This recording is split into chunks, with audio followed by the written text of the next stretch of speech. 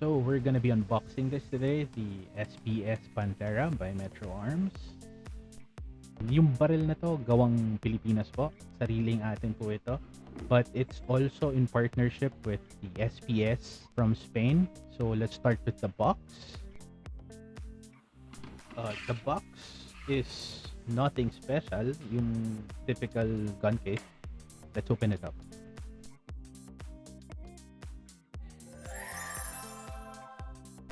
So before anything else, no, for the safety freaks out there, let's clear the gun first. Wala sa chamber, walang mag.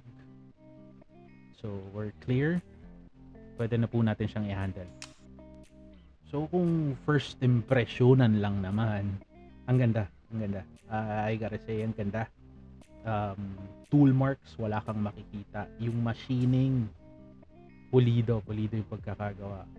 Pwede mo siyang maihambing sa isang STI Edge or Executive. Ang ganda, ang linis nung pagkakagawa. Wala kang makitang fittings, walang blemishes. Pero teka, bago tumaas yung kilay ng mga STI snobs dyan, as for quality, comparable yung quality nito sa STI. Now, I'm not gonna go on a limb to say na comparable to sa Atlas Gunworks or Akai or anything above $3,000-$4,000. No, pero sobrang goods na to para sa presyo niya. And you get all this by paying a quarter of an STI Staccato or maybe 30 to 40,000 pesos lower than an actual STI Edge.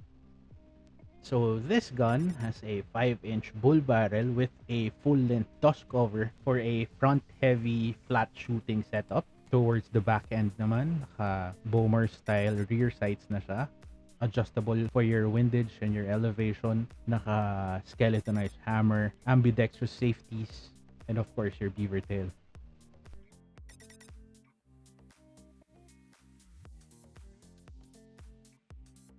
Dito naman sa bottom, checkering everywhere. Middle part ng grips, checkered, no problem.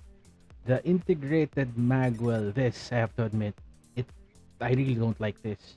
It looks cheap, but yeah, if it works, it works. And yes, a skeletonized trigger. Alright. So pros and cons naman tayo mga kapatid. As for pros, yeah, this gun is sexy. It's beautiful. Especially with this full-length dust cover paired with this bull barrel. Sobrang sobrang front heavy siya. So pag pinuputok nyo po siya, flat shooting siya. And the serrations, sobrang kapit. Not to sound like a fanboy or anything, but I couldn't really think of anything bad to say about this gun. The slide to frame fitting, super fit, as in walang flex, walang play. Yung slide, sobrang sarap niyang ikasa, para siyang naka ball bearing. Although there are a lot of MIMP parts, obviously to cut the cost down para ma-offer sa atin ni Metro Arms yung ganitong klaseng quality at this price range, but it is really nicely done. I mean, quality pa rin yung pagkagawa. Yung beaver tail, yung hammer, yung safeties, especially the safeties. After maybe 4,000-5,000 rounds, who knows, maybe magkaka-issues. But I'm pretty sure na okay pa rin. I mean, marami naman pwedeng bilhin na quality aftermarket parts, especially those billet parts. So, that's really not a problem. As for the grips, I've said it a while ago. I really don't like the integrated magwell, but yeah, I mean, you can swap it out. I mean, the entire module, you can swap it out with an STI, or if you want a metal grip, you can ask Metro Arms to do it for you, or give it to, like, let's say Metrilio or similar brands. But the grips, I have to say, I'm really not a big fan of. So with this, I'm actually gonna install a different magwell and have it stippled or maybe coat it with silicon carbide. But that's just me basically nitpicking. But if you really want to run this gun as is, by all means. I mean, the grip is there. The grip is very good. It's really grippy. And the magwell, I mean, it's working as intended. So for shooters who like this look, then by all means, go for it. As for the thumb safeties, sobrang tactile yung feed. Sobrang ang sarap niyang pindutin. Positive yung feed niya.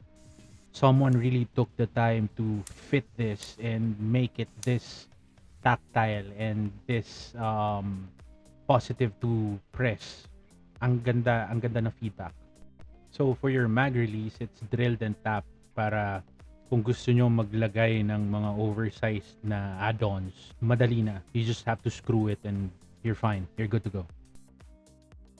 And I just really love this no BS, no frills, blank rear plate just to make that front optic pop really good.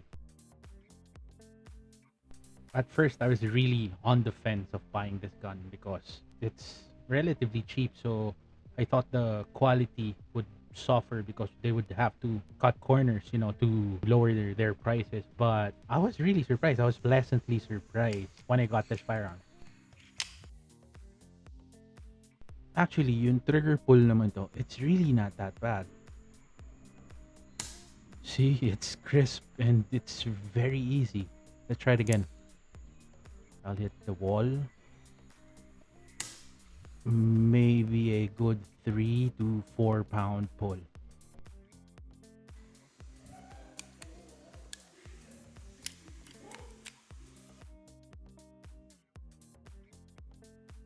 So for the guide rods, I would suggest you to get the toolless one. I believe there's one from Dawson Precision because it will really make your life easier. In order for you to field strip this, you need to bring along that little pin, which is very, very easy to lose. So I really suggest you getting that toolless guide rod ASAP. So for the mags naman, this holds 16 plus 1, 40 caliber. And so far, maayos yung feeding, wala namang jams. And pinalitan ko na pala yung base pad nito because I really didn't like the base pad that came with it, yung flimsy na black na plastic lang.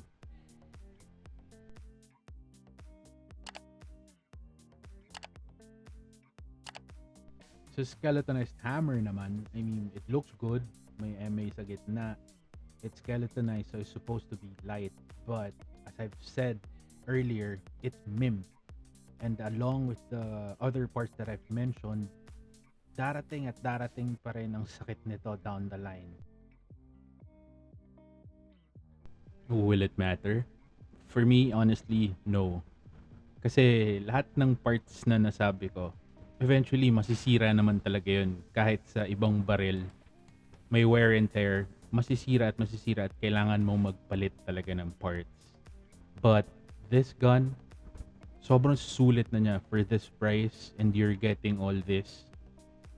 I can't ask for anything else more.